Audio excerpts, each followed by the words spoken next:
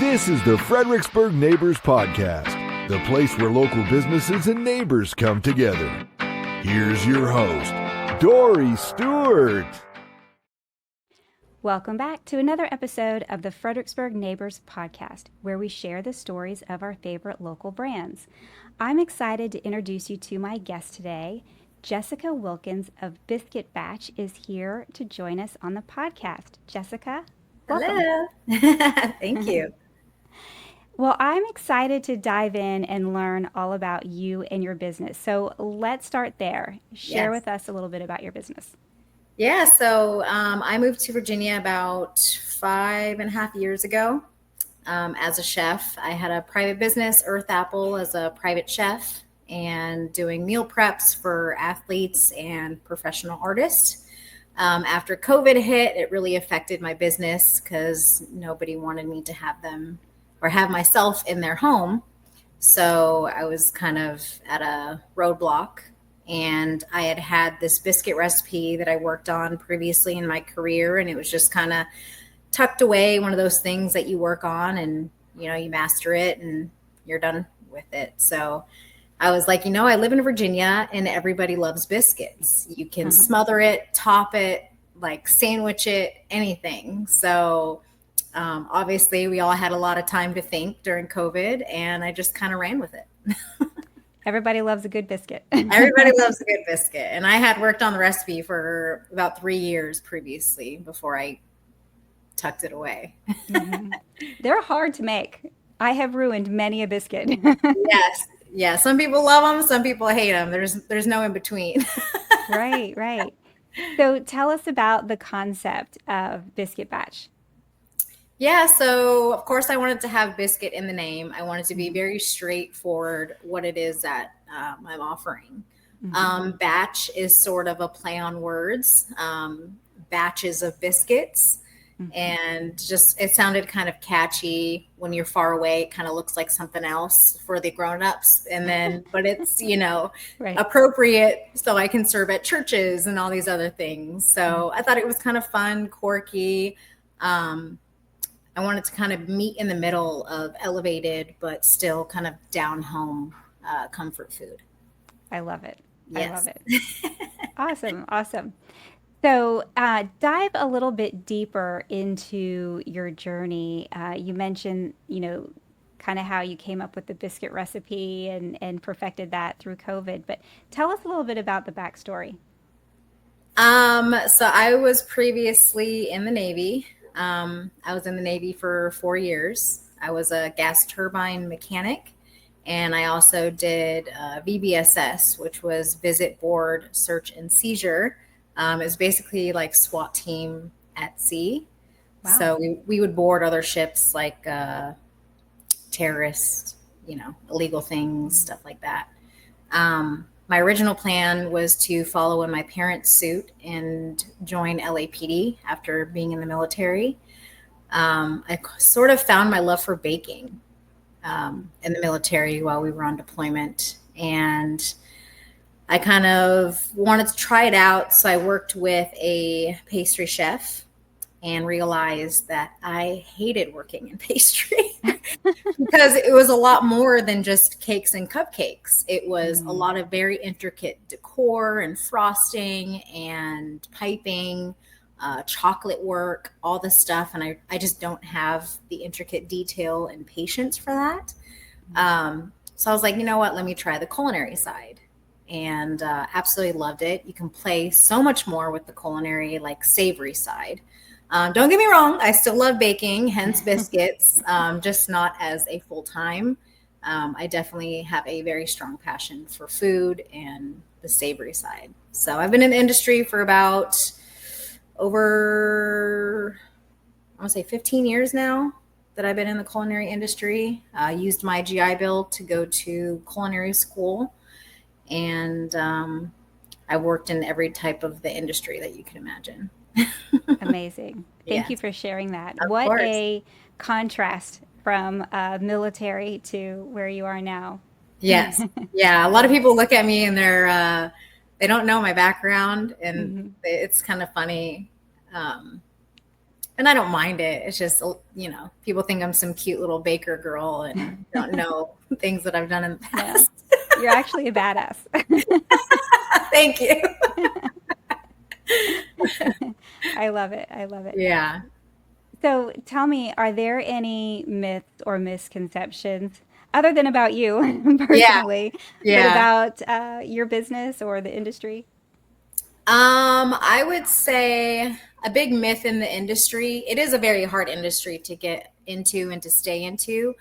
There's a lot of negative things, but I think it's starting to come out of that. I mean, coming up in the industry, you work with, it's long hours and, it's really hard. So you come into alcoholics, drug users, and a lot of angry people, chauvinistic men. And surprisingly, even though it's cooking, it is a man's industry. So having to, leap that hurdle. Luckily, I was an engineer before and I had already dealt with that. So this was almost like nothing. But it is a very fun industry if you have the passion for food. I tell people that food is my love language, and it is. Once you get me start talking, I can go on for hours. But I would say myth is it's a hard industry, and you can't get past it, but you definitely can. Mm-hmm. What advice would you give someone who might be thinking about either getting into the industry or even someone who's thinking about starting a business? That's a hard one. Something that I would give advice for is, well, one, you don't need school. Everybody tells you need a degree and all that. You can teach yourself. You can go around and ask other businesses what's their highs and their lows and sort of learn from them. There's a lot of really good, helpful people out there that are willing to teach you. Some don't want to share their info. I don't know why, but there's some people out there like that. But you don't need school to own your own business. You can teach yourself. And as long as you have the passion for it, then you can definitely conquer. Great advice. Yes. Thank you for that. Of course. So clearly, as a new business owner, you have got to be incredibly busy. So tell us, when you're not working, what are you doing for fun? Well, on top of Biscuit Batch, I have 3 littles at home. Oh my goodness. Yes. One is almost 11, one's almost 5, and my youngest just turned 6 months. So yes, if I'm not working, I'm definitely with my children. You are very busy. Yeah, my hands are definitely full, but I wouldn't ask for it any other way. Yeah. Well, how cool is it, though, for them to grow up watching you starting your own business and, what a great role model you are for them. Yeah. And they do. They're my biggest supporters. My daughter, she's always coming up with biscuit ideas and biscuit flavors. And she actually came up with one. I'm not going to say it yet because we're going to actually put it on the menu because I made a recipe for it and she's super excited for that. And I don't think anybody's ever seen it in the world of biscuits. So I'm really excited. How fun. And my son, he loves biscuits. He's always like, did you bring me a biscuit home? Did you bring me a cinnamon roll? What pride they have. Yeah, it's really cool. That's awesome. So what is something that you wish the listeners knew about Biscuit Batch? If they don't know already, I would say that I am a small business and I am still learning. People can be pretty harsh when it comes to businesses in general, let alone small businesses.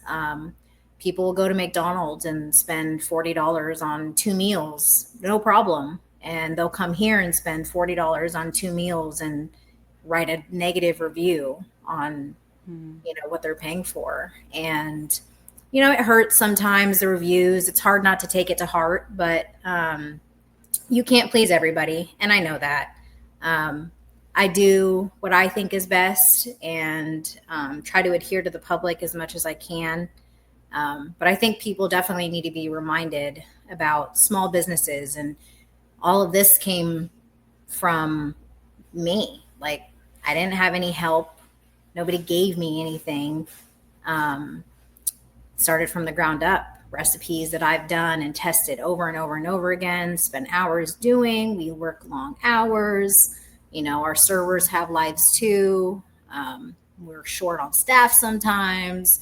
So we're doing the best that we can, and, trying to adhere to the standard that we are. But I'd say for all small businesses, not getting the wrath of bad reviews. And granted, they're due sometimes, but for the majority, people can just be really nasty. It is so unfortunate, but I hope that you live off of those really, really outstanding positive reviews, because you are doing an amazing job. Thank you. It's been pretty good. I say I have maybe one negative review on Google right now, but on Taste of Fredericksburg, the huge Facebook platform, I'd say I have a handful of negatives compared to the plethora of positives. So we're doing pretty good so far. And I hope to stay in the positive light with the community. So yes, you're doing fantastic. Thank you. So if the listeners want to come visit you or connect with you, tell us where to find you. Yeah, so we're at 9112 Old Battlefield Boulevard. If you're familiar with Spotsylvania, we're right next, or street next to the Spotsylvania Courthouse. So we just say Spotsylvania Courthouse and people know where to find us. You can find me on Instagram at Biscuit Batch _BA. Facebook is Biscuit B LLC. You can also search us on Google. We have our phone number listed. The website's on there. It has my email address, and all the information you'd need. We're still updating the website though, so we still haven't posted the menu, but we're getting there in the next few weeks. Awesome. Amazing. Well, congratulations on all your success, Jessica. Thank you. And thank you for joining me on the podcast today and sharing Biscuit Batch with us. I really appreciate it. Thank you. Thank you for listening to the Fredericksburg Neighbors Podcast. To nominate your favorite local businesses to be featured on the show, go to fxbgneighborspodcast.com. That's fxbgneighborspodcast.com, or call 540-534-4618.